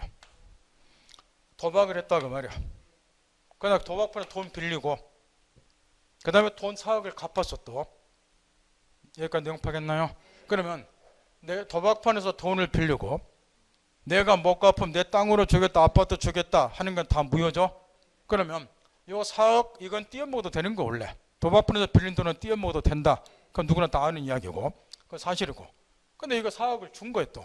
그래서 이제 이게 나중에 보니까는 요것들이 사기꾼들이요, 꽃뱀이고 해서 수사 결과에 다 잡혀 들어갔는데, 이 노인이 황당한 게 갔더니 이 여자애를 철석같이 믿은 거예요. 갔더니 지가 믿은 얘가 꽃뱀이 애가 거기 같이 있던 거예요. 얘가 왜 여기 있냐고. 그때까지 노인이 이렇게 황당하게 믿고 살았던 거예요. 그래서 경찰에 설명을 해주고 그래도 못 믿는 거예요. 얘가 그럴 리가 없다고. 꽃뱀을 하려면 그렇게 확실히 해버려야 돼. 경찰서 가서도 믿을 정도로 해버려야 된다. 뭐 어설피 하면은 꽃뱀 안 하는 게 낫고. 응? 근데 여기서 저 형사사건으로 얘네들이 이제 사기죄로 좀 형사처벌을 받는데 민사사건이 남아있단 말이야. 이 노인이 이 사회권도 준 4억을 돌려받을 수 있겠는가? 요게 문제인데 하세요. 받을 수 있나요 없나요? 다시 그 740부 단서 읽으세요. 이것도 불법운임 급여는 불법운임 급여. 그 740부 단서 있잖아요. 그러나 여기는 730부 단서가 적용된다 그래서 사기 도박이잖아. 그러니까 수익자에게만 불법 원인, 싸가지 없는 원인적으로 누가 했다, 이 사기꾼들 했기 때문에 740부 단서에서 노인은 4억을 돌려받을 수 있다고 말이에요. 그 말 듣겠나요? 그게 730부 단서예요. 그 다음 또 언론에 자주 보도돼. 또 묻는다고 말이에요. 이 갑이 사채업자라고 말이에요. 돈 500만 원을 을에게 빌려주면서 흔히 말하는 금전 소비대차 계약을 체결했어요. 참무자, 소비차주, 사채업자 빌려주는 애, 소비대주. 근데 이제 현재 지금 이자 제한법 등에 가면 대부업법 등에 하면은 지금 26.7%인가 될 건데 내 기억으로는 연 최대 이자가 많이 내려갔죠 지금. 그런데 뭔 연 200% 이자 주기로 하고 500만 원 빌려준다. 이런 소비대차 체결한 경우 많이 있어. 언론에 보다시피. 그러면 요거는 이제 반사질서로서 일단 아까 무효라고 그랬죠. 따라서 요 을은 200% 약속을 200% 줄 필요가 없어요. 그 대부분 보면 이 200%를 또 다 지불을 하더라고 말이야. 내가 보였나요? 그냥 묻는다 말이야. 을은 갑에게 요 초과 이자 지불한 것 돌려받을 수 있나요 없나요? 이게 항상 문제예요. 이게 요 계약에 반사해서 무효라는 건 초등학생도 알아. 문제는 항상 이자는 지불하게 돼 있다고 말이야. 그러면 초과 지불한 지금 26.7%인데 그 초과 지불한 이자에 대해서는 다시 사채업자 돌려받을 수 있는 거 하세요. 있으면 근거 대세요. 근거. 방금 전에 가르쳐줬는데 또 대답을 뭐 하나요? 746조 단서가 적용. 이 경우도 불법 원인은 요 수익자에게 더 크다고 말이야. 특히 우리 판례는 불법성 비교론이라 그래서 이런 것도 좀 생각하면서 하세요. 하나만 물어봅시다. 여기 적계약을 다시 보라는 거요. 요 감남하고 을려 이제 묻는다고 말이요. 요 경우에 지금 아까 가르쳐준 판례하면은 요게 반사성 무효다. 따라서 여기가 아파트는 등기 이전했다. 요게 불법 원인 급여다. 따라서 얘는 반환 청구 뭐한다? 소유권까지도 이 을에게 넘어간다. 이렇게 가르쳐줬어요. 답은 이렇게 고르시면 돼. 근데 이 경우 이 을이라는 여자애가 보호 가치가 있기 때문에 소유권까지 주는 걸 항상 생각하는 거예요. 얘가 보호 가치가 있나요? 지금 이 계약 자체가 무효인데 우리 판례는 얘한테 소유권까지 주고 있다고 말이야. 얘는 일체 반환 청구 뭐 하도록? 그럼 보호 가치 있기 때문에 그러냐고 말이야. 그건 아니라고 말이야. 얘도 나쁜 새끼지만 얘도 나쁜 년이 여기. 어차피 이런 애들을 위상종이라 그래. 구더기 속에는 구더기 막 크는 거 끼리끼리 모으고 우리가 그거를 요즘에 목도를 하고 있잖아요. 거짓말하는 새끼들은 거짓말하는 애들이 한결같이 거짓말 먹고 살잖아. 그래 끼리끼리 모아가지고 얘 나쁜 년이라고 말이야. 그 왜 얘한테 소유권을 주냐? 우리 법에서 이걸 비교해 본 거야. 어차피 둘이 나쁘지만 누가 더 나쁜 거를 비교해 본 거야. 누가 더 나쁘더라? 얘가. 그래 얘를 밟아버리자 말이야. 그러다 보니까 반사적으로 조금 덜 나쁜 얘한테 소유권이 간다. 이런 논리라고 말이야. 그걸 깨우치라고 말이야. 그러면 여기 이제 불법성 비교를 하려고 그래서 우리 판례도 양자 불법성을 비교를 해보라는 거야. 못 알아들으니까 이런 말도 이러면서 쓰고 살으라고 말이야. 언제까지 누가 더 싸가지 없어? 이런 품격 떨어지는 강의도 수준을 올려두니까 불법성을 비교를 해본 거야. 누가 더 나쁘냐 그러고. 그 말 안 되네요? 급여자가 더 나쁘다. 그러면 703도 본문에 따라서 반환총 모으는 거야. 근데 상대방 수익자가 더 나쁘다. 아까 사기도박처럼. 그러면 반환 받아야 되는 거야. 그럼 여기 요 사채업자하고 요 계약을 보세요. 물론 요게 이제 반사일성 무효니까 요 일도 일부 반사일성에 관여한 건 있어요. 근데 불법성을 비교하면 누가 더 나빠요? 사채업자가 빌려 쓴 사람하고? 당연히 얘가 더 나쁜 거야. 이런 거를 불법성 비교를 하는 거야. 따라서 이런 경우는 얘는 초과분 이자에서 다시 반환받을 수 있어야 된다. 그게 사회의 정의야. 우리 상식이고 법은 상식이고. 뭘 말겠나요? 이제 746 갖고 놀 수 있는 실력은 됐으란다 보고 애우지 말라고 말이야. 그러면 이제 이중매매와 관련해서 불법원이 급여까지 이제 갖고 놀았으니까 이중매매를 지금부터 이제 분석을 해보자는 거예요. 먼저 이중매매는 뻔한 거예요. 이 갑이 토지 소유자다. 그러고 매매계약 체결했다. 불법원이 급여 갖고 놀아야 돼요. 신문에 이런 사건들 보도가 되면 여러분 옆에 사방도 가르쳐주고 마누라 가르쳐주란 건 말이야. 이 경우는 민사상 형사상으로 사기죄도 처벌받고 뭐 공무원협박 처벌받지만 이런 게 민사상 다시 돌려받을 수 있는가? 이거는 이런 것도 돌려받는 있는 경우도 있고 못 받는 경우도 있다. 외우지 말고.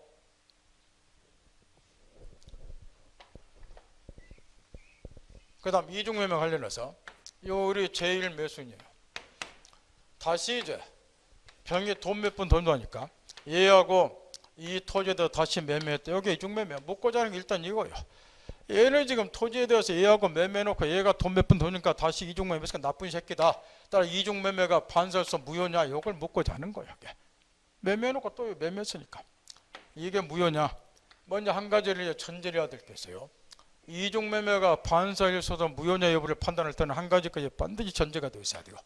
요 갑이 제1매선 일가 토지 매매 계약을 어떤 이유에선가 해제할 수 있다고 가정을 하면 이 계약을 없앨 수 있다고 가정하면 얘하고 다시 매매해도 상관없는 거예요. 따라서 항상 그걸 검토를 해야 사람들이 볼 때는 갑이 제1매수인과 매매 계약을 뭐 할 수 있는가 없앨 수 있는가 해제할 수 있는가 요걸 항상 검토를 하라고 말이야. 그럼 해제 사유를 2주 전에 가르쳐 줬으니까 지금부터 이제 묻는단 말이야. 요 경우에 지금 첫째 제1매수는 참후 불이행 사유가 없어요. 얘가 전할제 대금 지급 안 한다든가 이런 것이 없다고 말이에요. 그러면 참후 불이행 이유라는 흔히 말하는 무슨 해제는 허용이 안 되겠죠. 법정 해제 허용이 안 되겠죠. 만약에 이자 참후 불이행이 있기 때문에 해제할 수 있다면 얼마든지 매매도 상관이 없기 때문에. 그 다음에 법정 해제가 안 되면 무슨 해제? 약정 해제를 검토를 해야죠. 근데 별도 특약 사항이 없어요. 이러한 사유가 발생이 되면 해제하기로 하자 이런 약정 해제 사유도 없다고 말이야. 그럼 이제 마지막에 검토할 게 뭐예요? 흔히 말하는 해약금면 해제가 가능한가? 이걸 검토를 해야죠. 해약금면 해제 565조 1항 얘가 우리 백성들 법공부하는 이거는 다 하잖아. 얘가 땅 매매한 뒤로 땅값이 2배 올랐다. 팔기에 싫어졌다. 그럼 얘는 뭐 하면 되잖아요. 계약금 2배 돌려주고 해제하면 되잖아. 이 토지 주유로 혐오시설이 등장해서 땅 사기 싫어졌다. 계약금 포기하고 해제하면 되잖아. 이런 계약금을 뭐라 그래요? 해약금. 마지막으로 이제 검토할 거는 해약금의 해제가 가능한가? 이걸 검토를 해야 된단 말이야. 법정 해제 사유 없다, 약정 해제 사유 없다. 그럼 마지막 565조 1항을 검토하라. 꼭 단계별로 해제할 수 있는 사유가 요거 있으니까. 이 말은 알아듣겠나요? 2주 전에 가르쳐 줬어. 따라서 이제 이 경우에 계약금, 요 해약금의 해제가 가능한가 이걸 검토를 해야 되는데, 그러려면 이제 요 제1매순이 매매계약 체결하면서 매도인에게 계약금만 교부를 했다. 요 단계에서는 565조 1항에서 해약금의 해제가 가능해요. 얘는 계약금 2배 돌려주고 해제할 수 있으니까 요 경우에 요 이중매매는 언제나 유예요. 요거는 반사일세 행위에 해당되는 거 안 따지는 거예요, 이게. 그런데 해약금에 한해 해제를 하려면 아무 때나 하는 게 아니라 565조 1항에 하면 시기의 제한이 있어요. 예를 들어서 여기 제1매수인이 계약금 주고 이어서 중도금까지 지급을 했다고 말해요. 그러면 여기 저 제1매수는 대금 지급 참호를 부담을 하는데 중도금 지급했다고 말은 자기 참호 이행에 본격적으로 뭐 한 거요? 착수했다는 거예요. 이 말을 쉬운 말로 번역하면 이 입장에서는 나는 절대로 당신과 계약 파토 낼 생각 없다. 그러니 이 계약 내가 충분히 반드시 이행할 거니까 중도금 줬으니까 당신도 뭐 하라. 파토 낼 생각 말고 이행하라. 이런 의지 표현이라는 거예요. 중도금 지급했다는 것은. 그러니 얘가 이제 중도금 지급해버리면 더 이상 매도는 계약금 2배 돌려주고 계약 해지할 수 없다 그 말이에요. 그럼에도 해제뿐 이자와 신뢰를 깨뜨리니까. 따라서 이제 제1매수인이 중도금까지 지급을 했다. 그럼 이행에 착수했으니까 얘는 더 이상 계약금 2배 돌려도 해제를 못한다. 여기까지 딱 첫 번째 전제 요건. 그럼 해제를 못해요, 이렇게. 그럼 이제 얘도 소유권 이전 채무를 부담하니까 얘가 이행에 착수를 했잖아요. 그러면 얘도 이제 계약 파토는 뭐 안 되는 거야. 자기 채무도 이행할 준비를 해줘야 되는 거예요. 따라서 이제 제1매수인이 중도금가에 지급을 해버리면 여기 매도인의 법률상 지위가 다한 것이 바뀌는데, 요거는 민법 용어가 아니라 이제 형법에서 이야기를 하는 것이, 얘가 이제 중도금 지급받게 되면 매도인의 법적 지위가 타인의 사무를 처리할 자로 바뀌게 돼요. 형법상 자기도 등기 사무 처리해 줘야 된다 말이야. 그럼에도 불구하고 얘가 돈 몇 푼 더 나니까 이중매매를 했다. 그러면 얘한테 등기 사무 처리 안 해줬죠. 그러면 타인의 사무를 처리할 자가 임무 입에서 사무 처리를 안 했죠. 이런 거를 민법 말고 형법 용어예요. 그래 배임행위 이렇게 이야기를 한단 말이야. 따라서 매도인이 제1매수로부터 중도금을 지급받았음에도 불구하고 얘한테 소유권 안 넘겨주고 다른 놈하고 다시 이중매매를 하게 되면은 요 이중매매가 곧 형법상 배임행위에 해당이 된다. 이런 이야기. 이렇게 요 배임행위란 말은 민법 용어가 아니라 형법 용어예요. 이렇게. 그러면 이중매매를 했다. 그럼 일단 배임행위에 해당이 돼요. 이렇게. 그러면 여기 저 매도인은 일단 형법상 배임죄로 형사처벌을 받게 되고, 그럼에도 불구하고 이중매매는 계약 자유원칙에 각에서 일단 유효가 되고, 유효가 되니까 등기가 제2매수는 이전이 되면 얘는 그대로 소유권도 취득하고, 소유권 취득해버리면 여기 이제 매도인은 제1매수에게 소유권 이전 채무를 부담하는데 채무를 이행할 수 없고 여기 소유권 넘어가 보니까, 따라서 이제 채무불이행에 해당하는데 하나만 물어봅시다. 여기 채무불이행 경우는 이행지책가요, 이행불능일까요? 이행불능이었죠. 소유권을 이행할 수 없게 되니까. 따라서 이제 채무불이행으로는 민사상 손해배상 책임을 얘한테 져야 되고, 얘는 따라서 중도금 지급받은 이후에 이중매매하게 되면 얘는 형사상 배임죄 형사처벌을 받고, 민사상 채무불이행으로는 손해배상 책임 등을 지게 되고, 따라서 결과적으로 매도는 제1매수로 중도금 지급받은 이후에는 웬만해서는 이중매매 안 날라갈 것이고 민형사 교도소 가야 되니까 민형사 책임지니까, 따라서 이제 이 대목에서 제2매수인이 이러한 매도인의 배임행위에 적극적으로 가담한 경우가 생길 것이고, 얘는 웬만하면 이중매매 안 올라가니까 여기서 배임행위에 적극적으로 가담했다 그 말은 걱정 말고 나한테 다시 팔아라. 모든 민형사 책임 내가 짓게. 이중 매도할 거를 얘가 적극적으로 권유했다는 거예요. 이런 경우 안에서만 반사질생으로서 이중매매가 무효가 돼요. 왜 이 경우만 무효가 되냐? 얘가 이자의 배임행위에 적극 가담했다는 것은 배임행위는 형법상 범죄행위에 해당이 돼요. 그럼 타인의 범죄행위에 적극 가담했기 때문에 이런 경우 나서는 사회정의관념에 반한다 해서 반사질서서 이게 무효가 된다. 이게 첫 번째 결론이요. 이때 이제 지나가는 길에 특히 유념해야 될 것은 배도인의 배임행위에 적극 가담한 경우라서만 이중매매가 반사질서 무효가 되기 때문에 매도인이 이중매매한다는 사실을 제2매수인이 알았다는 것만으로는 무효가 아니라 그대로 유효해. 이거 지나가는 게 조심을 해야 되고. 그럼 이게 이제 첫 번째 결론이요. 그 다음에 두 번째 따져야 할 게 뭐냐? 아까 첩계하고 다시 한번 비교를 해보라는 거예요. 감론과 을려 첩계약 처리했다 무효다. 근데 아파트에다 등기 전에 줬다. 불법 원인 급여니까 일단 갑은 일체 반환 청구 뭐 한다고 말이야. 그러면 왜 이런 첩계약 같은 경우는 얘가 일체 반환 청구를 뭐 하느냐? 만약에 반환을 허용해 주면은 보다 더 나쁜 A한테 소유권이 돌아가니까 이걸 허용해서는 안 된다는 거예요. 얘보다는 얘가 더 나쁜 아니까. 그런데 이중매매를 보자고 말이야. 지금 매도인 형법상 배임자는 범죄행위에 범한 자 나쁜 놈이에요. 그 다음에 얘는 이자의 배임행위에 적극 가담했기 때문에 얘도 나쁜 놈이라 그 말이야.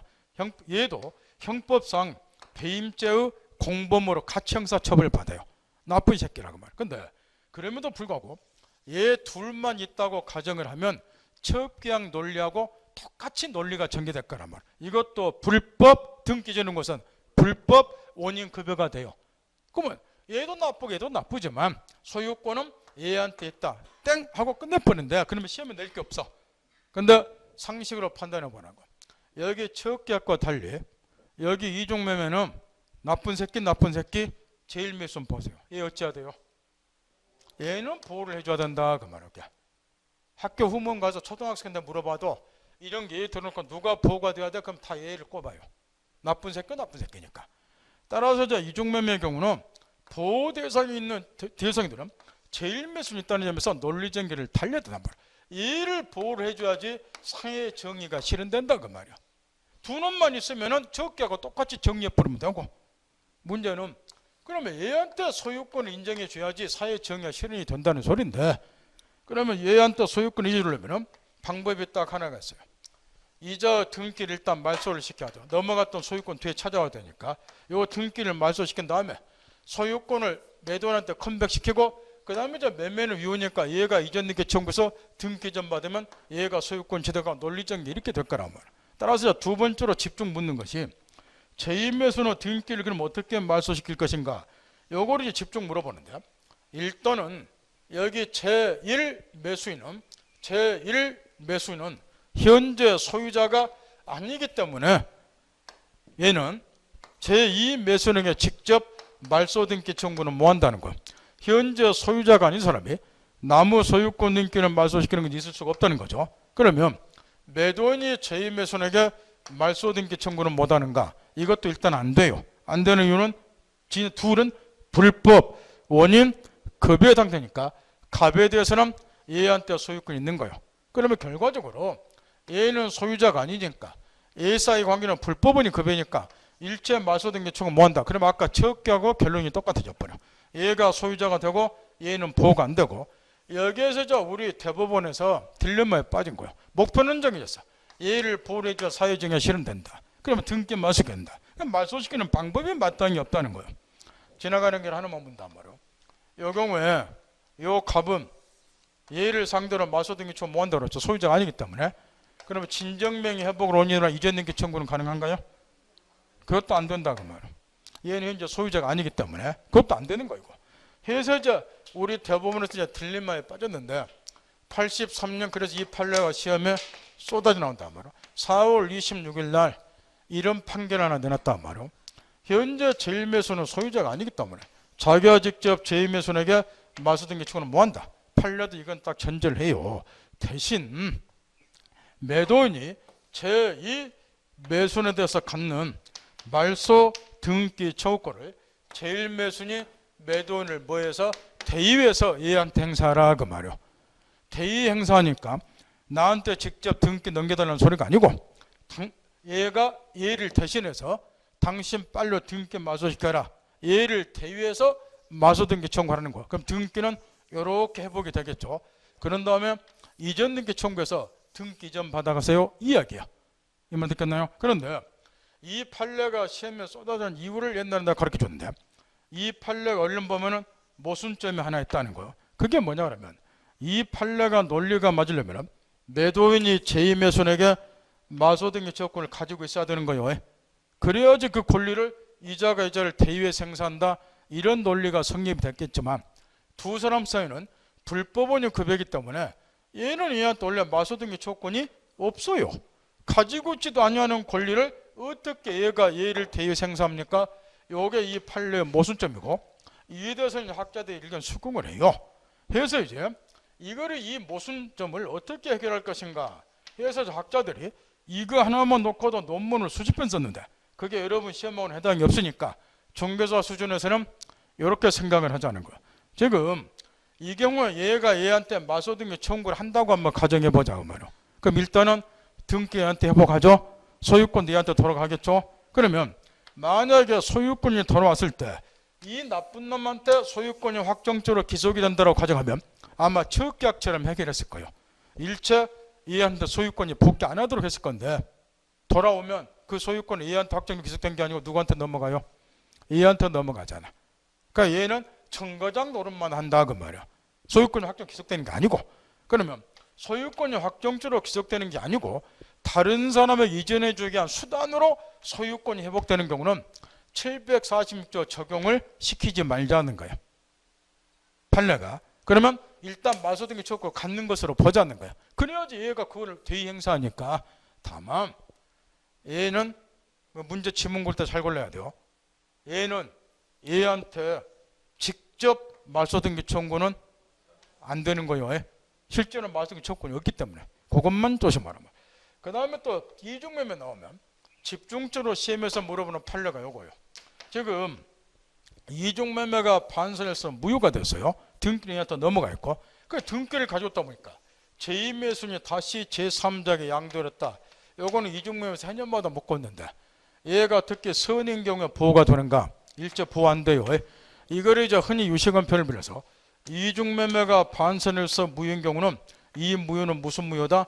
절대 무효다. 절대 무효는 무효를 가지고 누구에게나 주장할 수 있으니까 얘는 선의 할아버지도 일제 보호 안 된다. 여기에 판례 입장이고 여기까지가 이중매매한 기본 골격인데 몇 가지를 이제 다시 점검을 한다는 거예요. 이제 공부를 좀 해봤으니까 이런 건 이제 아까라고 말이에요.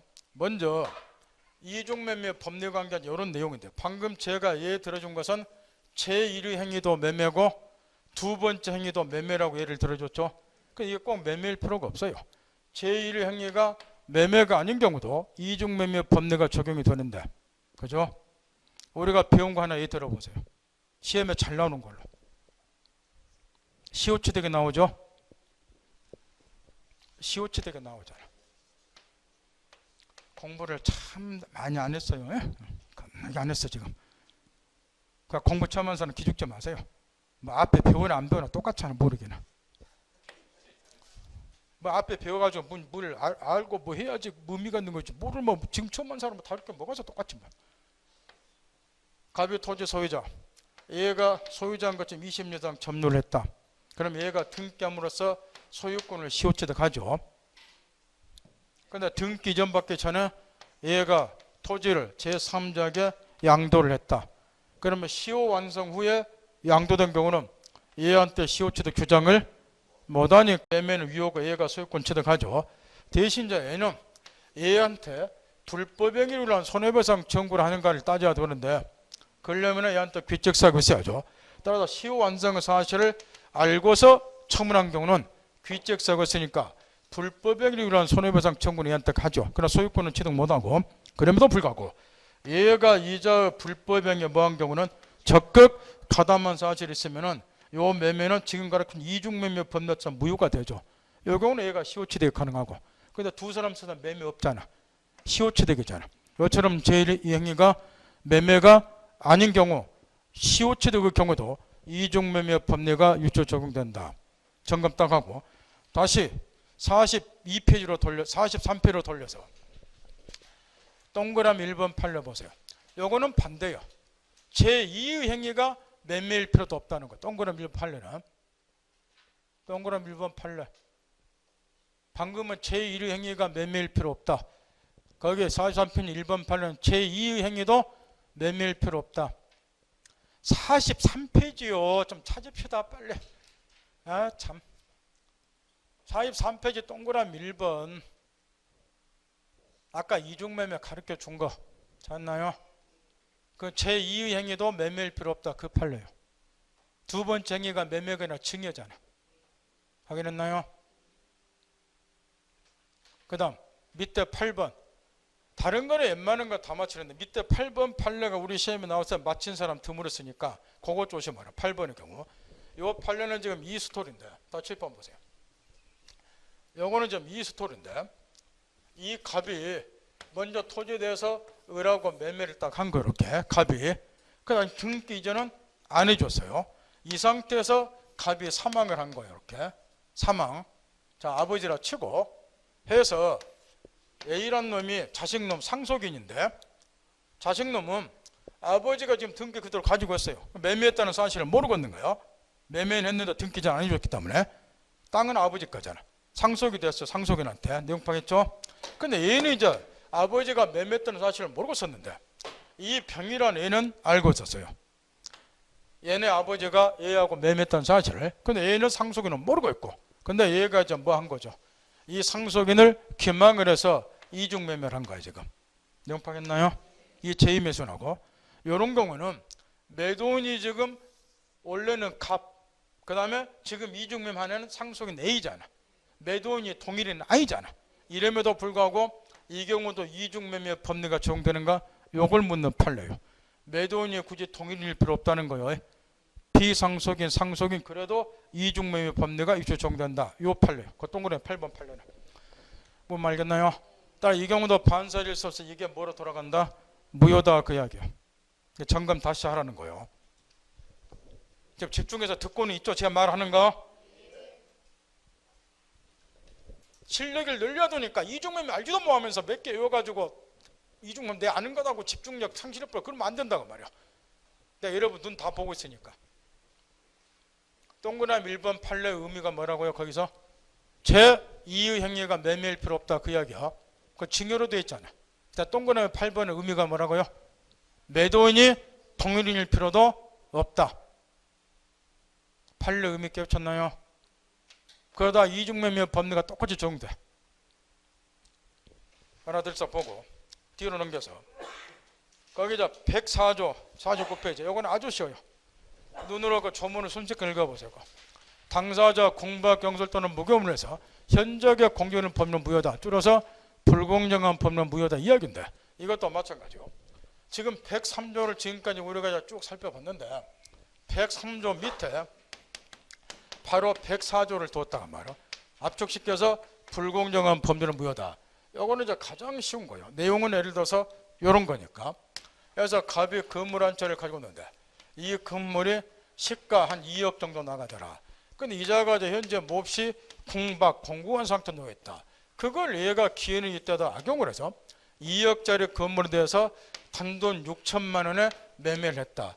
그러면 급부 2억짜리 건물에 대한 소유권 이전 반대급부 6천 주는 거 급부하고 반대급부사 2억 6천 현저한 불규정이 있다. 그럼에도 불구하고 이 계약이 유효가 되면 얘는 나무 공방한 상태를 악용해서 엄청난 폭리를 취하니까 이런 거는 허용해서는 안 된다. 해서 민법 104조에서 이 계약은 불공정한 법률로서 무효다. 따라서 얘 폭리를 규제하자. 이게 104조란 말이에요. 그러면 이 104조를 왜 두고 있는가? 아까 이런 이야기를 했어요. 103조는 일반 조항이라고. 따라서 103조를 아무리 들여다봐도 구체적으로 어떤 게 반사일성에 해당되는가 표기가 안 되었다는 거. 그래서 궁금해하니까 바로 그 밑에 104조에다가 예를 들면 이런 불공정한 법률 같은 것이 선량한 풍속에 반하는 법률에 해당이 된다. 예를 하나 드러났다고 말이에요. 또 104조는 103조의 예시 규정이다. 이렇게 해석을 해요. 바꿔 말하면 불공정한 법률행위도 판사질생의 일종이다.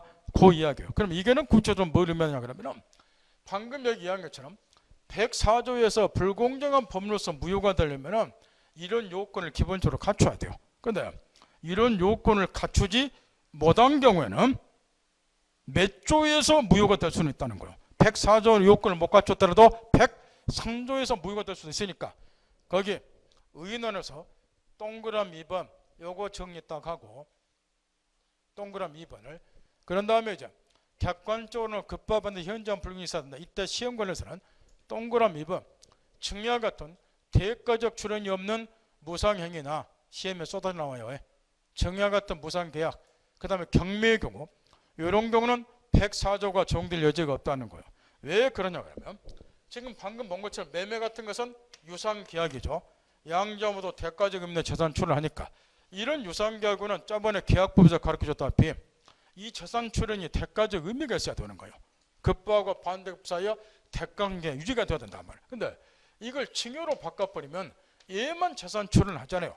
수중자 얘는 이게 무상계약이니까 대금 지급할 필요가 없고 따라 증여와 같은 무상계약 경우는 처음부터 공정성 여부를 논의할 수 있는 성질의 계약이 아니니까 104조가 적용될 여지가 없다는 거. 104조가 적용될 여지가 없다 그 말은 증여 같은 무상계약은 불공정한 법률로서 무효가 될 리는 없다 그 이야기예요.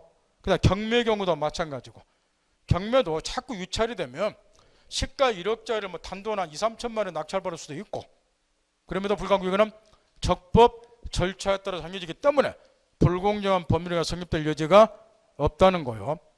확인했죠? 그러면 지금부터 좀 묻는다. 정신 똑바로 차려야 돼요. 수준을 자꾸 한 단계씩 올려두니까. 여러분 쪼가리 지식을 자꾸 체계 잡아야 된단 말이에요. 이 갑이 건축업자예요. 건축업자. 건축업자들은 시공 능력이 없으면서 자기 능력을 넘어서는 공사를 맡으면 부실공사를 하기 때문에 도급 한도액이 정해져 있다고 말이에요. 시공 능력에 따라서. 그런데 이 갑이라는 사람이 도급 한도액을 넘어서서 공사를 땄어요. 그걸 의뢰인님이 알고서 이자에게 이제 공갈 협박을 한 거예요. 네가 도급 한도를 넘어서서 공사를 땄다 내가 안다. 이거를 나한테 공사대금 중에서 5천만 원을 주지 않으면 행정관청에 진정을 해서 건축 면허를 취소시키겠다. 이렇게 협박을 따겠어요. 명확하겠나요? 공사대금서 5천만 원 주지 않으면 행정관청에 진정하겠다는 거. 면허 취소해달라고. 5천만 원 주기로 했죠? 얘가 요 계약이 유효인가 무효인가 검토하세요. 유효이면 5천 줘야 돼. 무효면 안 줘도 돼. 그 상식으로 판단하면 무효가 되겠죠? 주면 안 되니까. 근데 이 경우는 왜 무효가 되는가 검토하세요. 근데 결론은 가르쳐 드렸어요. 이 5천만 원 주기로 한 약정은 무효로 봐야 되고 따라 5천만 원 주면 안 되니까 무효가 된 이유를 따지세요. 법공부는 그 이유를 묻는 거예요. 이게 무효라는 거는 법공부 아는 사람도 알아. 시장통에 김치 아줌마한테 물어봐도 알아. 이거 무효니까 5천 줄 필요 없다는 거를. 그래요? 그럼 내가 묻는다 말이야. 지금 우리가 불공정한 법률에서 이걸 배우기 때문에 눈치를 이제 빠르신 분이 이제 104조에서 불공정에서 무효대로 이야기했을 건데 그 또 묻는다 말. 왜 불공정 법에서 무효인가요? 물론 얘가 지금 도급 한도를 초과해서 공사를 맡았고 그 다음에 얘가 협박을 했기 때문에 궁박한 상태에 놓였다는 알아요. 여기 궁박은 경제적용뿐만 아니라 정신적 신청이 다 포함하기 때문에 협박당하면 정신적으로 공고한 상태에 놓여. 그래서 이제 불공정한 법에서 무효다 이렇게 이제 분석했지라고 내가 번역을 하면은 뭐 여러분 아무렇게나 대답했겠지만 번역을 하면 이렇게 되는데 이게 시험에 쏟아져 나온다고 말이야. 이거는 불공정한 법률로서 무효가 될 수 없어. 왜 그러나요? 그게 시험에 쏟아 나온다고 말이야. 방금 가르쳐줬는데 접목을 못 시켜 외우니까. 이자가 5천만 얘한테 주기로 한 것은 대가를 바꿔서 주는가요? 그냥 공짜로 주는 건가요? 공짜로 주죠. 이런 걸 뭐라 하나요? 증여라고 하잖아. 방금 내가 가르쳐줬구만 접목을 못 시켜 외우고 다니까 전혀 응용력이 떨어져 버려. 요게 증여잖아. 증여 5천을 무상으로 주는 거니까 이런 증여구는 104조가 적용될 여지가 없으니까 이 계약은 불공정한 법상 무효는 안 된다고 말이야. 이게 시험에 쏟아져 나오는 거야 지금. 이 말 알겠나요? 그러면 또 묻는다고 말이야. 방금 내가 결론은 내려놨어요. 갑이 5천만 원 의뢰게 주면 안 된다고. 그 결론 여러분들 동감하죠? 주면 안 되잖아. 그럼 이게 무효가 돼야 돼. 근데 불공정한 법상 무효는 안 된다고 말이야. 이게 뭐이기 때문에? 증여이기 때문에. 증여이기 때문에 불공정한 법상 무효는 안 돼. 근데 무효로 만들어야 돼 우리는. 5천 주면 안 되니까. 그러면 또 묻는다고 말이야. 그게 시험에 나오는 거야. 왜 저게 무효가 되나요? 그러지. 그걸 묻는 거예요. 몇 페이지를 펴냐 그러면 43페이지 앞으로 피세요. 아까 체크해놓은 게 있어. 동그라미 4번 팔려. 체크해놓은 게 있죠. 거기 사건 번호를 보세요. 대판 99-56833으로 되어 있죠. 다시 저기 49페이지에 동그라미 2번에 증여 같은 대가적 처리 있는 무상행위 사건 번호 보세요. 같나요? 틀리나요? 똑같은 사건이에요. 확인했나요? 똑같잖아요. 그 대신 앞에 43페이지 동그라미 4번을 보라고 말이야. 행정기관의 진정서를 제출해서 방금 칠판의 사례예요. 진정서를 제출해서 상대방을 공개받든다면 이를 취하게 한 조건으로 그의 공사대금자 5천만 원 내놔라. 이런 거는 무엇으로서 무효다? 반사일서 무효다 그 말이야. 104조 요건을 갖추지 못한 경우는 몇 조로 넘어간다? 103조로. 그걸 갖고 놀으라 그 말이야. 이해할 수 있겠나요? 여러분 지식이 얼마나 허당인 지식인지 알겠죠? 에?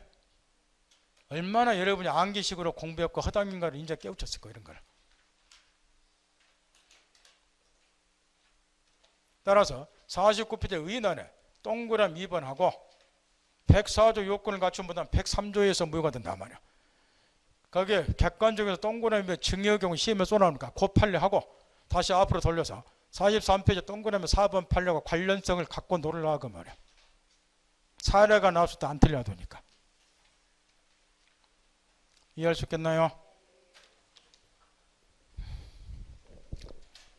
그 밑에 뭐 판례는 중요한 거 아니고 그 동그라미 2번에 49페이지 증여하고 경매 요 두 개가 집중 번갈아 나와요. 예? 엄청나게 시험에 나와. 동그라미 2번 그 판례 간단히 써놓은 게 그 두 개를 꼭 점검을 해야 되고. 그따위서 이런 게 증여라 그래서 유효가 되는 건 아니고 반사일수로서 넘어가니까 103조로 그 앞에 판례로 연결지어서 사고를 해야 되고. 좀만 쉬었다 가죠.